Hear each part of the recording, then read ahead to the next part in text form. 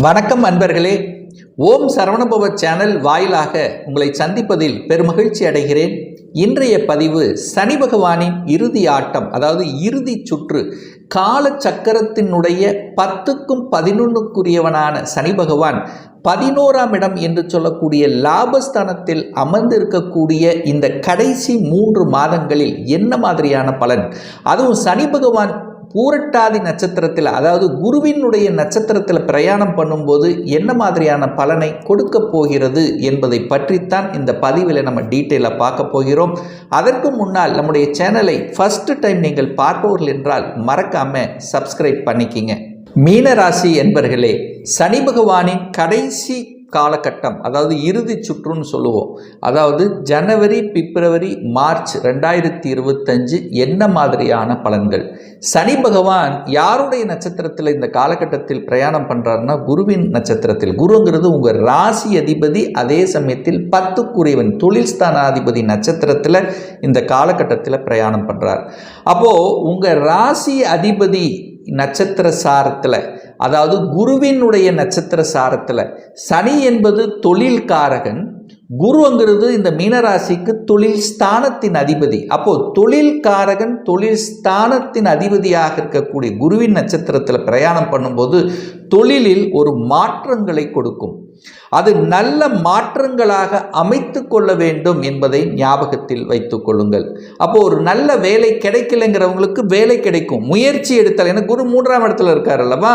அப்போ உங்கள் முயற்சியால் ஒரு நல்ல மாற்றங்களை உங்களால் ஏற்படுத்தி கொள்ள முடியும் அப்படிங்கிறது அமைப்பு. சரி, அதே சமயத்தில் ராசிநாதனுடைய நட்சத்திர சாரங்கும் போது உங்களுக்காக நீங்கள் செலவு செய்வீங்க. இதுவரைக்கும் மற்றவர்களுக்காக செலவு செஞ்ச இப்போ உங்களுக்காக, உங்களுடைய தேவைக்காக செலவு செய்வீர்கள். என்ன தேவை? ஒரு வீடு கட்டணும் என்கின்ற எண்ண ஓட்டங்களை கொடுத்து அந்த வீட்டை வாங்கி சுப செலவுகளை செய்யக்கூடிய அமைப்பு. வீட்டை ஆல்ட்ரு பண்ணுவது, வீடு வாங்குவது, வீட்டுக்காக இடம் வாங்குவது. ஸோ இந்த மாதிரியான சுப செலவுகளை செய்து கொள்ளக்கூடிய ஒரு காலகட்டமாக அமையும். அதே சமயத்தில் திருமணத்துக்காக செலவு செய்வது, எப்படியோ செலவு விரயம் ஏற்படும், அது சுப விரயங்களாக கன்வெர்ட் ஆகும் இந்த 3 மாதங்கள். திருமணத்துக்காக, உங்களுடைய திருமணமாக இருக்கலாம், உங்களுடைய குடும்ப உறுப்பினர், அதாவது உங்கள் கூட பிறந்த சகோதர சகோதரிகளினுடைய திருமணமாக இருக்கலாம். ஸோ இப்படி திருமணத்துக்காக செலவு செய்யக்கூடிய ஒரு காலகட்டமாக இந்த 3 மாதங்கள் அமையும். அடுத்து பார்த்தீங்கன்னா குழந்தைகளுக்காக செலவு செய்வீங்க. குழந்தைகள் ஆசைப்பட்டதை வாங்கி மகிழ்ந்து சந்தோஷப்படக்கூடிய தன்மைங்கிறது இருக்கிறது. அப்போ குழந்தைகளுடைய அபிலாசைகளை பூர்த்தி செய்வதற்கான அமைப்பு என்ன? குழந்தைகளினுடைய கல்விக்காக நீங்கள் செலவு செய்ய போறீங்க. குழந்தைகளுடைய படிப்பு விஷயத்துக்காக, குழந்தைகள் வெளிநாட்டுக்கு சென்று படிக்கணும் என்கின்ற எண்ண ஓட்டத்தை பூர்த்தி செய்வதற்காக நீங்கள் செலவு செய்வீர்கள். அப்போ குழந்தைகள் வெளிநாட்டுக்கு சென்று படிக்கக்கூடிய பாக்கியம் இந்த காலகட்டத்தில் இருக்கிறது அப்படின்னு நம்ம சொல்லுவேன். ஏன் நான் இதை ஸ்ட்ராங்காக சொல்கிறேன்னா, சனி பகவான் இப்போ சுக்கிரனோடு சேர்ந்து சுபத்துவமாக இருக்கார். அப்போ சுப செலவுகளை செய்யக்கூடிய தன்மைகள். ஏற்கனவே ஒரு வழக்கு சார்ந்த விஷயத்தில் பிரச்சனையாகி ஒரு தண்டனை அனுபவித்து கொண்டிருக்கக்கூடிய இந்த மீனராசி என்பவர்கள் அந்த தண்டனையில் இருந்து மீள்வதற்கான வாய்ப்புகள், சந்தர்ப்பங்களை கொடுக்கிறது. அதை சரியான முறையில் பயன்படுத்தி கொள்ளுங்கள் அப்படின்னு சொல்கிறேன். அதே சமயத்தில் ஒரு சிலருக்கு வெளிநாட்டுக்கு சென்று வரக்கூடிய பாக்கியம் இருக்குது. 12ஆம் இடம் என்பது வெளிநாடு அல்லவா.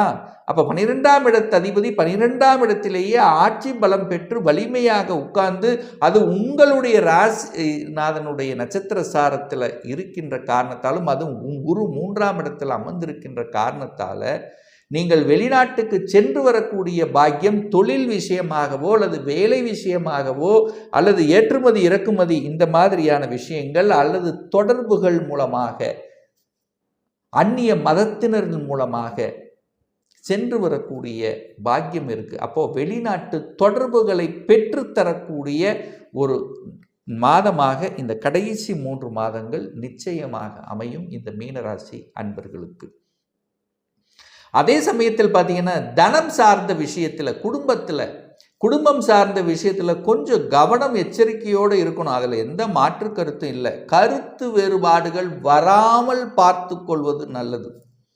பணத்தை கொண்டு போய் எங்கேயாவது சிக்க வைக்காமல் பார்த்து கொள்வது நல்லது. விரயத்தை ஏற்படுத்திடுறோம். அப்போ சொந்த தொழில் ஆரம்பிக்கிறேன் அப்படிங்கிற எண்ண ஓட்டத்தை கொடுக்கக்கூடிய ஒரு காலகட்டமாக இருக்கும். ஆனால் சொந்த தொழில் செய்யணும் என்கின்ற எண்ணம் உடைய இந்த மீனராசி என்பவர்கள் அந்த கொடுப்பினை உங்கள் ஜாதகத்தில் இருக்காங்கிறத நீங்கள் செக் பண்ணிக்கிங்க. நல்ல தசாபுத்தி நடக்குதா அப்படின்னு செக் பண்ணிக்கிங்க. சப்போஸ் இந்த மீனராசி என்பர்கள் யாருக்கெல்லாம் ஒரு சுக்கிர திசை நடந்து கொண்டிருக்கிறது அல்லது சூரிய திசை நடந்து கொண்டிருக்கிறதுனா கொஞ்சம் கவனம் எச்சரிக்கை ரொம்ப ரொம்ப இருக்கணும். ஏன்னா கடனை கொண்டு போய் சிக்க வச்சு விடும், கடன்காரனை ஆக்கி விட்டுரும், இல்லை தொழிலில் லாக் ஆகி விட்டுரும். ஸோ இந்த மாதிரியான தன்மை இருப்பதனால தொழிலை தொடங்கக்கூடியவர்கள், இனிமேல் தொழிலை தொடங்கக்கூடியவர்கள் அல்லது ஏற்கனவே தொழிலை தொடங்கி இருப்பவர்கள் இந்த நான் சொன்ன தசாபுத்தி இருக்கும்போது இன்னும் கொஞ்சம் கவனம் எச்சரிக்கையோடு இருக்கணுங்கிறத ஞாபகத்தில் வச்சுக்கோங்க. அல்லது எந்த தசாநாதன், யாருடைய தசாநாதன் நடந்து கொண்டிருந்தாலும் அவர்களோட சனி ராகு கேதுகள் இணைந்து இருந்து தசாபுத்தி, அது குறிப்பாக சொல்லப்போனால் சனி ராகு செவ்வாய் இந்த ஒட்டுமொத்த இந்த 3 கிரகங்கள் பாவ கிரகங்களினுடைய தொடர்புகளை பெற்ற ஒரு கிரகம் தசா நடக்கும் போது கவனமாக இருக்கணுங்கிறத ஞாபகத்தில் வைத்துக் கொள்ளுங்கள். ஸோ பாக்கியம் கிடைக்குமா, ஒரு குழந்தை பாக்கியம் கிடைக்குமா, விரயத்தையே ஏற்படுத்தி கொண்டிருந்ததுன்னா இப்போ சனி பகவான் குருவின் நட்சத்திரத்தில் பிரயாணம் பண்ணுறார். அப்போது குழந்தை பாக்கியத்துக்கான வாய்ப்புகள் இருக்குது. ட்ரீட்மெண்ட் எடுத்து, அதாவது செலவு செய்து செயற்கை முறையில் கருவுற்றல் அப்படிங்கிற தன்மை, அதுக்கான முயற்சியில் இறங்கி கொண்டிருக்கின்ற அந்த ட்ரீட்மெண்ட் எடுத்து கொண்டிருக்கக்கூடிய மீனராசி என்பவர்கள் இந்த 3 மாத காலத்தில் குழந்தை பாக்கியம் நிச்சயமாக கிடைக்கப்பெறும். இதில் மாற்று கருத்து என்பதே கிடையாது. அப்போ குழந்தை பாக்கியத்தை கொடுக்கக்கூடிய ஒரு காலகட்டமாக அமையும். அப்போ சனி பகவான் குருவின் நட்சத்திரத்தில் பிரயாணம் பண்ணும்போது, குருங்கிறது தனக்காரகன் அல்லவா, அப்போ தனம் கிடைக்கும், பணவரவு இருக்கும், அதுக்கு தகுந்த மாதிரி விரயமும் இருக்கும். தனம் வரும், விரயமும் ஆகும். அப்போ சுப விரயங்களாக கன்வெர்ட் பண்ணிக்கிறது புத்திசாலித்தனம் அப்படிங்கிறத ஞாபகத்தில் வைத்துக் கொள்ளுங்கள். ஒரு நல்ல பாக்கியம் கிடைக்கல, பாக்கியத்துக்கு இடையூறு, பாக்கியம் சார்ந்த விஷயத்தில் தொந்தரவு அப்படின்னா இப்போ அந்த ஒரு பாக்கியம் என்ன பாக்கியம், அது குறிப்பாக வெளிநாட்டு பாக்கியம், வெளிநாட்டு தொடர்புகளை கொடுக்கும், வெளிநாட்டில் வேலை பார்க்கக்கூடிய அமைப்பு இருக்குது. அதுவும் குறிப்பாக குடும்பத்தை விட்டு குடும்ப உறவுகளை விட்டு நீங்கள் வெளிநாட்டில் போய் வேலை பார்க்கக்கூடிய சந்தர்ப்பங்களை உருவாக்கும். அதன் மூலமாக தன வருவாயை உருவாக்கக்கூடிய வாய்ப்புகள் சந்தர்ப்பங்கள் உண்டு இந்த காலகட்டத்தில் அப்படின்னு நம்ம எடுத்துக்கலாம். ஆனால் கடன் விஷயத்தில் மட்டும் கவனமாக இருந்து கொள்ள வேண்டும். கடனை வளர்ப்பேன் என்கின்ற அமைப்பில் இருக்கிறதுனால நீங்கள் செலவு செய்யும் போது ஏதாவது பண்ணும்போது தன்னுடைய கெப்பாசிட்டிக்கு மேலே கடன் போகக்கூடாதுங்கிறதையும் ஆழமாக மனதில் பதிய வைத்துக் கொள்ள வேண்டும் இந்த மீனராசி அன்பர்கள். ஏன்னா உங்கள் ராசிலேயே ராகு இருக்கார் பார்த்தீங்களா, அந்த ராகுங்கிறது பாம்பு கிரகம் அல்லவா, ராகுங்கிறது பிரம்மாண்டத்துக்காரகன். பிரம்மாண்டமான ஆசைகள் எண்ணத்தை தூண்டிவிட்டு அதில் ஒரு இக்கு வச்சு விட்டுருவார். அப்போ என்ன பண்ணுவீங்க, அடுத்த 2 வருஷத்துக்கு கடனை வாங்கி கடனை கட்டுது, கடன் அப்படிங்கிற தன்மைக்கு கொண்டு சென்று விடும். ஏன்னா அடுத்த வருடம், அதாவது 2025 மார்ச்சுக்கு அப்புறம் இந்த சனி பகவான் உங்கள் ராசியிலேயே போய் உட்கார போகிறார். அது சனியோடு சேர்ந்து அங்கே உட்கார போகிறார்.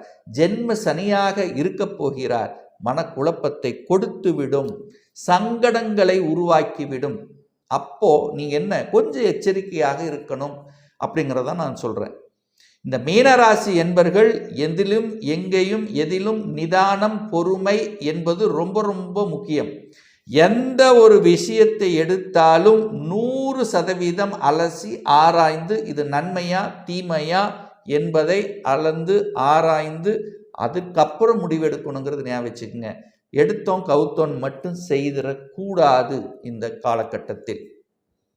அப்போ சனி பகவானால் நல்லது நடக்கக்கூடிய அம்சங்கள் இருக்குதுன்னு சொல்கிற விரயங்களை கொடுப்பார். சுப விரயங்களை கொடுத்து நல்லவைகள், ஒரு வீடு வாங்குறது, ஒரு சுக்கிரன் ஒரு வாகனத்தை வாங்குவது, குழந்தைகளுக்காக செலவு செய்வது, சுப காரியங்களில் ஈடுபடுத்துவது போன்ற நன்மைகளை தரக்கூடிய அமைப்பு இந்த காலகட்டம் உண்டு. இந்த விஷயத்தில் உங்களுக்கு சிவப்பு கம்பளத்தை விரிப்பார், பாசிட்டிவை கொடுப்பார். குலதெய்வத்தினுடைய அருள் உண்டா அப்படின்னா நிச்சயமாக உண்டுன்னு சொல்வேன். குலதெய்வத்தை கெட்டியாக பிடித்து கொள்ளுங்கள், இறைவனிடம் சரணாகதி அடைந்து கொள்ளுங்கள். குலதெய்வம் உங்களை காப்பாற்றும். நிச்சயமாக குலதெய்வத்தினுடைய அருள் என்கிறது பரிபூர்ணமாக நீங்கள் எந்த அளவுக்கு குலதெய்வத்தை சென்று வணங்கி வருகிறீர்களோ அந்த அளவுக்கு நல்லவைகள் நடக்கும். அதுவும் குறிப்பாக பௌர்ணமி அல்லது அமாவாசை காலகட்டத்தில் நீங்கள் சென்று வழிபடும் போது நிச்சயமாக அந்த குலதெய்வத்தினுடைய அருளால் ஆசியால் நல்லவைகள் நடக்கும். ஏன்னா குருங்கிறது ஒரு தெய்வம் அல்லவா, குருங்கிறது ஒரு கடவுள் அல்லவா, குருங்கிறது ஒரு பெரிய மனிதர்கள் அல்லவா. அப்போ பெரிய மனிதர்களினுடைய அனுகூலம் ஆதரவுங்கிறது உண்டு. ஸோ இந்த 3 மாத காலத்தில் நீங்கள் பொதுநலமாக, ஏன்னா சனி குருவின் நட்சத்திரத்தில் இருக்கார். குரு இப்போ கோச்சாரத்தில் பார்த்தீங்கன்னா 3ஆம் இடத்தில் அமர்ந்து கொண்டு கேதுவையும் பார்த்து கொண்டு இருக்கார். அப்போ என்னென்னா ஆன்மீக எண்ணங்களை கொடுக்கும், ஆன்மீக காரியங்களில் ஈடுபடக்கூடிய தன்மை. கொஞ்சம் நீங்கள் சம்பாதித்து வச்ச ஒரு சிறு தொகை ஆன்மீக காரியங்கள், பொது காரியங்களில் நீங்கள் செலுத்தினீர்களேயானால் நிச்சயமாக உங்களுக்கு ஒரு நல்ல அந்தஸ்து, பதவி இதெல்லாமே கிடைக்க பெறும் அப்படிங்கிறத நான் சொல்கிறேன். ஏன்னா சுக்கிரனும் பார்த்தீங்கன்னா 8க்குரியவன் 12ல் போயிருக்கார். திடீர் அதிர்ஷ்ட வாய்ப்புகளும் உங்களுக்கு வரக்கூடிய அமைப்பு இருக்குது. 8க்குரியவன் 12ல் போயிருக்கான்லவா, கெட்டவன் கெட்டிடில் கிட்டிடும் ராஜயோகம். அந்த அமைப்பின்படி இந்த ஜனவரி மாதம் அந்த சனியோடு சேர்ந்து சனியினுடைய துறைகளில் நல்லவைகள் நடக்கக்கூடிய அமைப்புகளை நிச்சயமாக உருவாக்கும். இதில் மாற்று கருத்தே கிடையாது. ஸோ ஆக மொத்தம் இந்த 3 மாதங்களில் ஜனவரி, பிப்ரவரி, மார்ச் 3 மாதங்களில் நல்லது நடக்கக்கூடிய, நல்லவைகள் நடக்கக்கூடிய, சுப செலவுகளை கொடுக்கக்கூடிய, அந்த சுப காரியங்களில் ஈடுபடக்கூடிய, குழந்தை பாக்கியம் பெற்றுத்தரக்கூடிய ஒரு அற்புத காலகட்டமாக அமையுங்கிறதுல மாற்று கருத்தே கிடையாது. ஒரு துல்லிய பலன் வேணும். 2025 எப்படி இருக்கும், ஒரு லைஃப் ப்ரெடிக்ஷன் எடுத்துக்கணும், ஒரு சுய ஜாதகம் பார்க்கணும் என்று விருப்பமுடைய அன்பர்கள் டிஸ்பிளே தெரியக்கூடிய நம்பருக்கு வாட்ஸ்அப் மூலியமாகவோ ஃபோன் கால் மூலியமாகவோ தொடர்பு கொண்டு அப்பாயின்மெண்ட் பெற்றுக்கொண்டு கன்சல்டேஷன் எடுத்துக்கலாம். நம்ம சேனலை ஃபர்ஸ்ட் டைம் நீங்கள் பார்ப்பவர்கள் என்றால் மறக்காமல் சப்ஸ்கிரைப் பண்ணிக்கிங்க. பக்கத்தில் இருக்கக்கூடிய பெல் பட்டன் மற்றும் ஆல் நோட்டிஃபிகேஷனை கிளிக் பண்ணும்போது நான் போடக்கூடிய அடுத்தடுத்த பதிவுகள் உங்களுடைய நோட்டிஃபிகேஷனில் வந்து சேரும். மீண்டும் ஒரு நல்ல பதிவில் உங்களை சந்திக்கும் வரை உங்களிடமிருந்து விடைபெறுவது உங்கள் அஸ்ட்ராலஜர் டாக்டர் சதீஷ்.